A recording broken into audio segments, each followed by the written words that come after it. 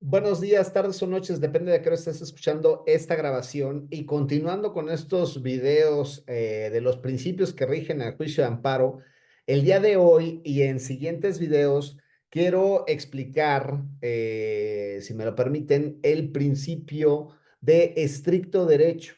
Uno de los principios que rigen el juicio de amparo y que quizá es de los más importantes porque es lo que hace que el juicio de amparo sea lo que es.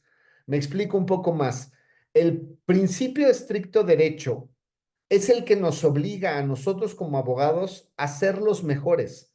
No hay medias tintas, aquí tienes que ser el mejor y si estás aquí en este canal es porque quieres ser el mejor abogado, quieres entender bien los principios que rigen y entender bien el juicio de amparo.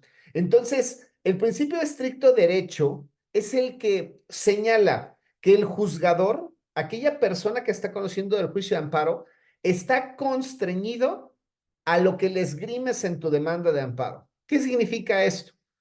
El juez de distrito, el Tribunal Colegiado de Apelación, el Tribunal Colegiado de Circuito o la propia Suprema Corte de Justicia de la Nación solamente van a poder observar lo que tú les digas que observen. Solamente van a revisar lo que tú les digas que tienen que revisar. Y aunque pudiesen llegar a advertir más allá, no lo van a hacer, porque este principio de estricto derecho nos señala que debemos de ceñirnos a lo que esgrimió, a lo que dijo, a lo que plasmó el quejoso, evidentemente a través de su abogado. Por eso es que uno de mis maestros en la licenciatura decía, no hay que hacer buenos conceptos de violación, hay que hacer excelentes conceptos de violación.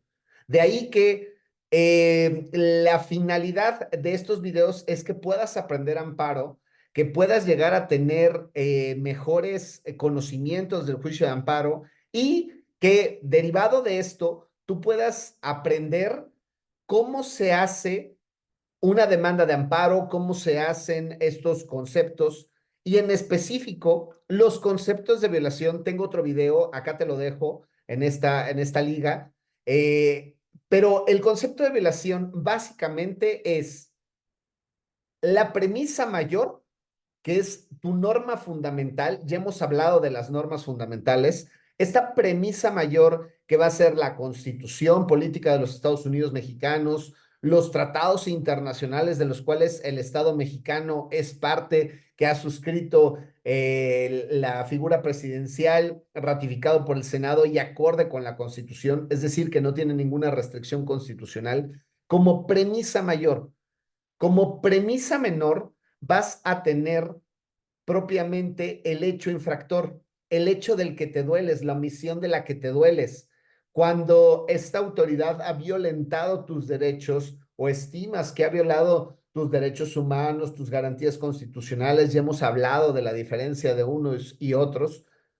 Cuando estimas que estás siendo violado, entonces ahí, en ese apartado, tú vas a poner por qué se estima que está siendo violado. Y la conclusión será la contraposición de uno con otro. Es decir, la norma superior, la norma suprema establece esto. Sucedió esto. Por lo tanto, es que se está violando el derecho. Así es de sencillo como lo haces. Es cierto, no hay necesidad de hacerlo a través de esta fórmula que se conocen como silogismos jurídicos. En 1994 y antes, tenías que hacer verdaderos silogismos jurídicos para que el órgano de amparo pudiese llegar a revisar tus conceptos de violación. Actualmente no es necesario. Con algo que se llama la causa de pedir es suficiente, pero de la causa de pedir han derivado bastantes tesis, porque dijeron, bueno, tienes que especificar qué es lo que pides, no solamente pedir, porque sí tienes que esbozar la afectación, el agravio que estás sufriendo. Y si lo tienes que esbozar, entonces la forma más sencilla de esbozarlo es a través de un silogismo. Un silogismo jurídico nos va a ayudar a explicar de forma adecuada el concepto de violación. No obstante, no es la única forma. Me voy a permitir poner en mi pantalla, porque de aquí de mi pantalla vamos a sacar las excepciones ahora al principio de estricto derecho. Y las encontramos en el artículo 79 de la Ley de Amparo. Nos señala el artículo 79. La autoridad que conozca del juicio de amparo, y esto es muy importante porque en otro de mis videos ya he explicado esta parte, no siempre será el juez de distrito.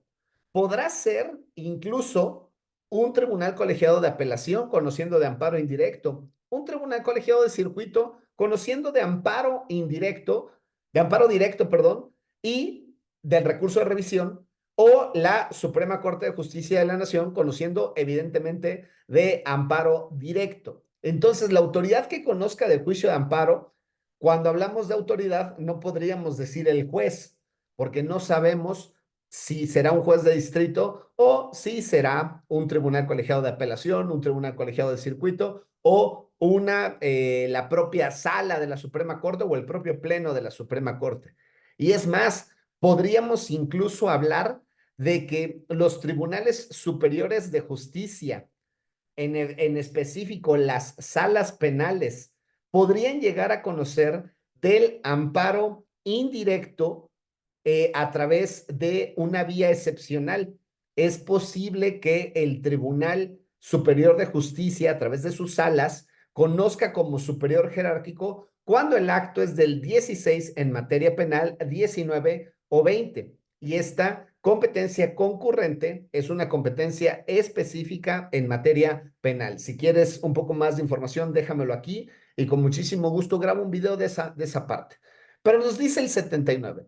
La autoridad que conozca del juicio de amparo deberá de suplir la deficiencia de los conceptos de violación.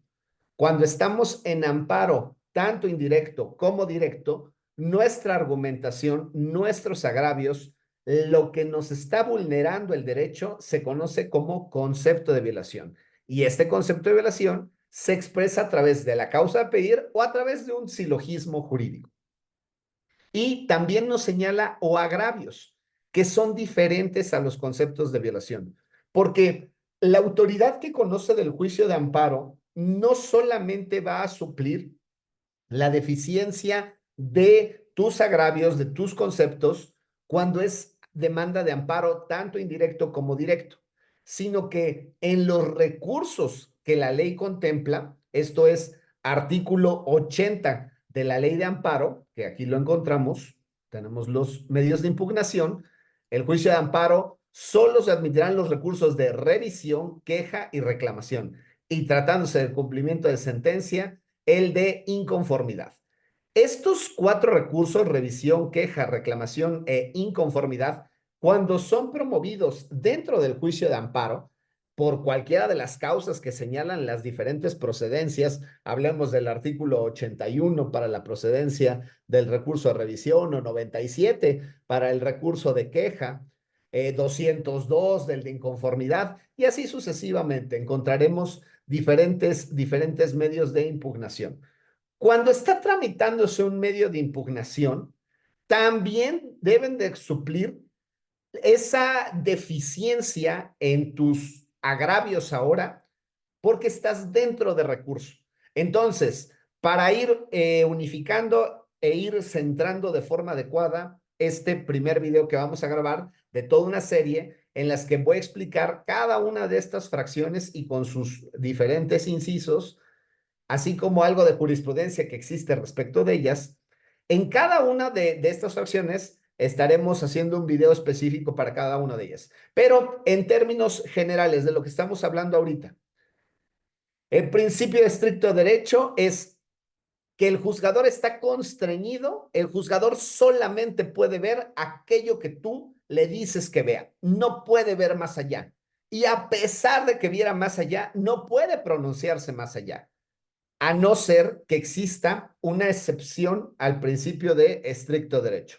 Esta excepción al principio de estricto derecho se llama como suplencia de la queja deficiente. Algunos le llaman solamente suplencia de la queja, pero en realidad no se refiere a queja como recurso, porque aquí está el recurso de queja, sino que se refiere a la demanda de amparo, a la demanda de amparo directo o incluso, que es demanda de amparo con conceptos de violación, o incluso recurso que podemos llegar a tener. Y cuando hacemos esas manifestaciones dentro de nuestros escritos de los recursos, se conocen como agravios. De ahí que si tienes una buena técnica, vas a poder identificar las palabras correctas. Demanda, conceptos de violación. Recursos, agravios. Y cuando haces malos conceptos de violación, cuando no entendiste bien la materia de lo que te sometieron a tu consideración, por diferentes causas que vamos a ver en esta serie de videos, tú podrás tener el beneficio, y en realidad es el quejoso el que tendrá el beneficio, de que la propia autoridad suplirá lo deficiente. Esto es, el propio juzgador, aunque no le hayas dicho eso, lo advertirá.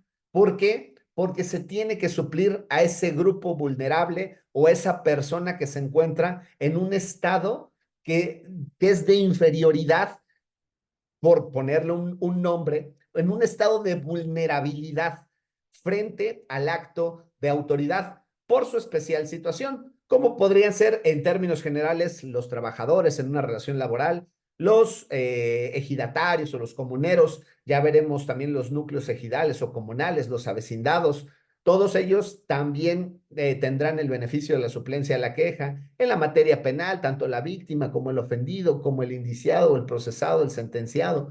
Todos ellos también tienen la suplencia de la queja. Y qué mejor que tenga suplencia de la queja los niños, porque los niños no se pueden defender por sí solos. En específico, las niñas, niños y adolescentes y aquellas personas que se encuentran en un estado que, aunque ya no existe el estado de interdicción, algunas de las sentencias de la Corte Interamericana lo especifican. No menos cierto es que existen personas que no pueden tomar las decisiones por sí solos, sino que necesitan de un tutor. Entonces, espero te gusten esta serie de videos. Por favor, si te parece bien, dale like. Si te parece bien, coméntame, déjame las dudas y con muchísimo gusto, si te puedo explicar algo, lo haré. Saludos.